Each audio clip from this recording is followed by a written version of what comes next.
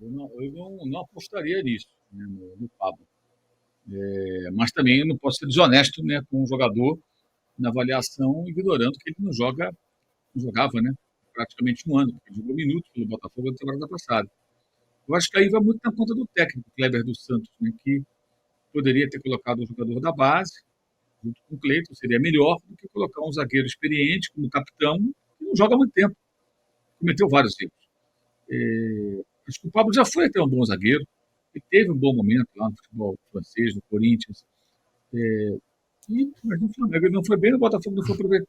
Então, pode ser que ele tenha chegado ao ocaso, pode ser que ele precise de mais tempo para se recuperar e ser um jogador que possa colaborar numa linha profissional, mas o momento dele é muito ruim. O estágio dele técnico, físico, tudo me parece muito ruim. Acho que o erro foi pelo escolar.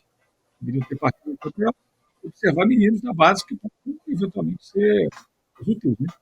Nesse contexto. Então, realmente, pelo que ele fez ontem, não dá para ele. Realmente não dá. É muito pouco provável que ele consiga mudar esse cenário, mas vamos ver, né, como vai ser. Na verdade, acho que não foi só o Pablo, não. Um time muito ruim, um time muito desorganizado, várias atuações individuais ruins. Eu acho que o Cleiton, eu acho que na linha do que disse o André, eu acho que a atuação do Pablo compromete também o rapaz. Acho que a gente não pode achar que não serve. Porque o Cleiton jogando com o time principal, tendo oportunidade de jogar numa linha defensiva com, digamos, que seja Varela, Léo Ortiz, ele e Alexandro, exemplo, tá? Ou Wesley. É diferente, né? Na frente dele, ao invés de ter o Fabiano e o Ryan Lucas, e depois o Gerson e o Pulgar. É diferente. Você procura para dar um passe, você tem do seu lado ali um Alexandro, é outra situação, né? Ali você está jogando contra um time profissional, uma equipe basicamente sub-20, né? Contra o Boa Vista com jogadores mais experientes, bem organizado, com uma proposta mais clara e mais adequada para o jogo.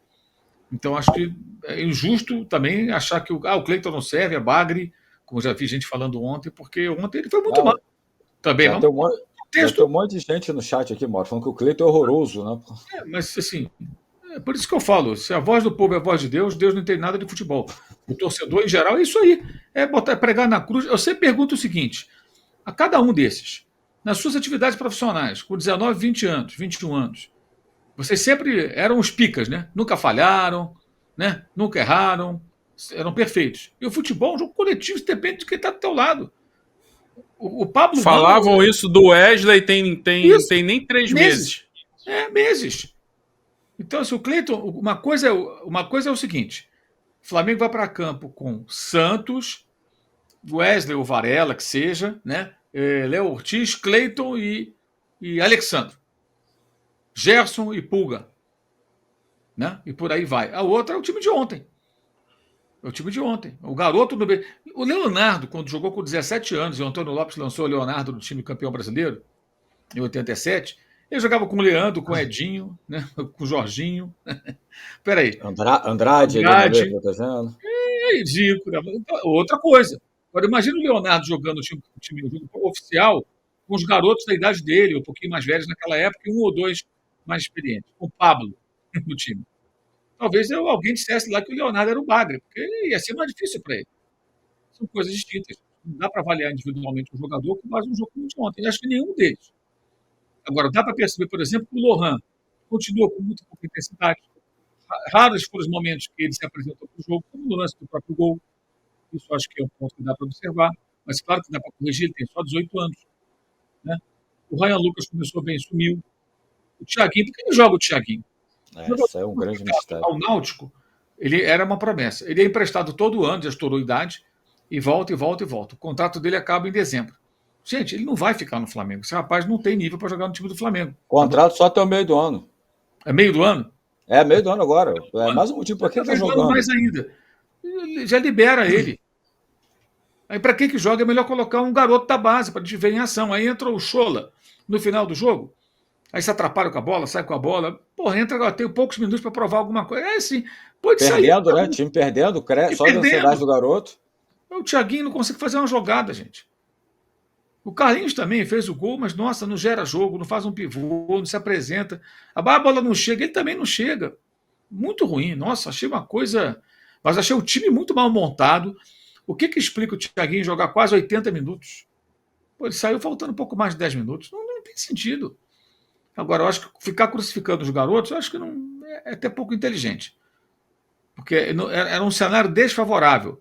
Eu já vi gente, a base é péssima, ninguém presta. Esses garotos, muitos deles ganharam aquele Mundial contra o Olympiacos, aí eram o máximo. Agora são todos uma porcaria.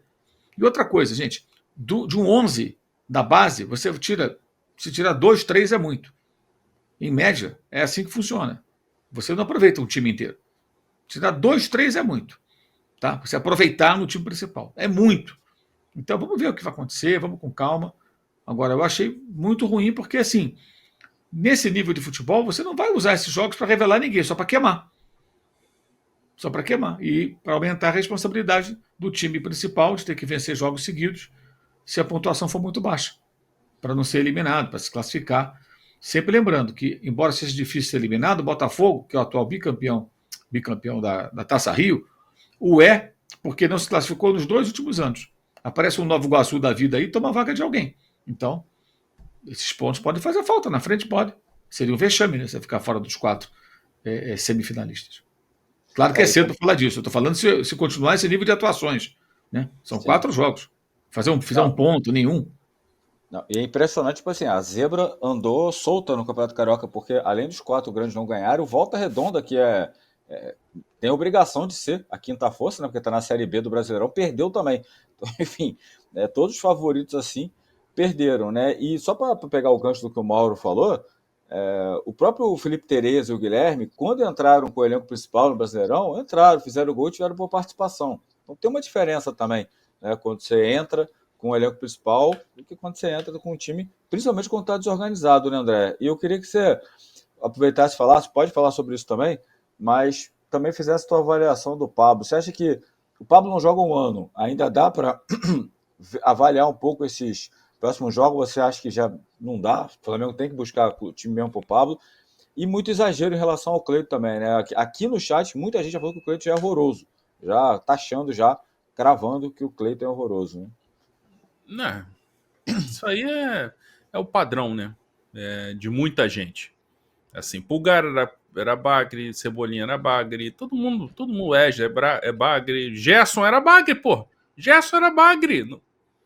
Na virada do ano, quando o Flamengo contratou o De La Cruz, e o De La Cruz se acertou ali, o ataque com o Luiz Araújo, Pedro Cebolinha, tinha gente falando, vende o Gerson. Quando ele voltar do coisa, vende. Porque é bagre, não joga nada e vai ser reserva. Então, assim, tem que ir com calma. Tem que ir com calma. O garoto realmente pode não vingar, pode não dar certo, mas o jogo de ontem não é parâmetro para avaliação. Ele jogou muito exposto, com o zagueiro do lado dele jogando muito mal. Muito mal. O Pablo foi muito mal. Até porque a proposta do Flamengo, ainda que tenha sido mal executada, a proposta do Flamengo não tem nada a ver com o Pablo. Pablo é zagueiro para jogar em time com linha baixa.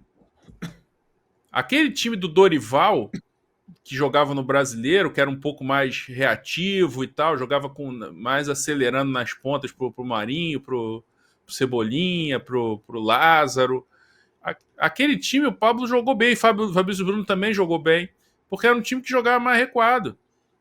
Eu não me lembro se foram os dois, não foram os dois, foi só o Fabrício Bruno, que jogou aquele jogo com o Atlético Mineiro em 2021, em que o Atlético foi o campeão, era o melhor time do Brasil e tal, e com o Renato ainda, que o Flamengo ganhou na retranca.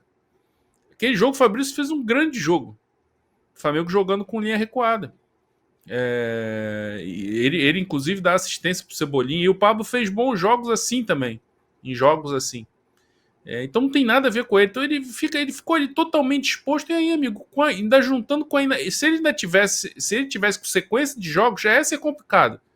Ele não sem jogar um tempão, foi um desastre. E aí ele puxou o Cleiton junto com ele. Né? Então, assim, é difícil. Eu acho que se tivesse que falar, né, o pior em campo, para mim, foi o treinador.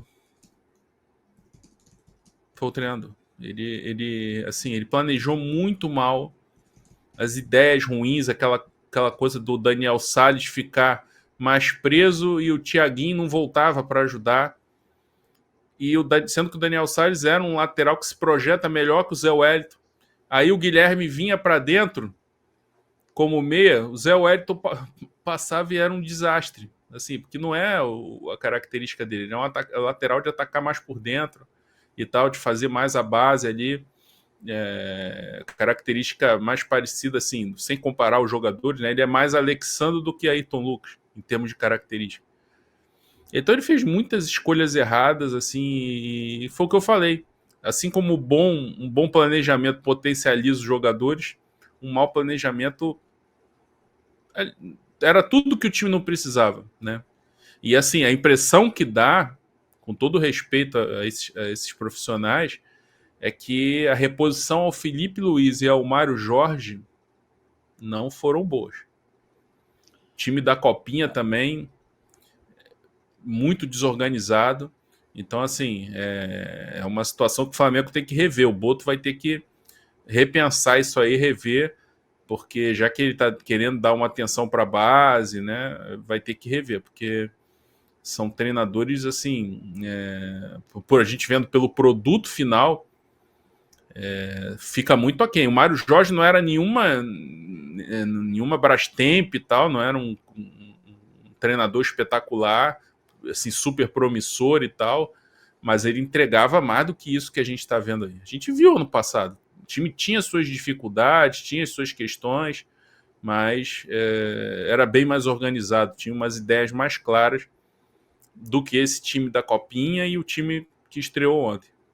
Alô, tropa da S1 Live. A propaganda é a alma do negócio. Quer ver a sua marca estampada aqui diariamente na S1 Live? É só chamar agora no e-mail contato@s1live.com.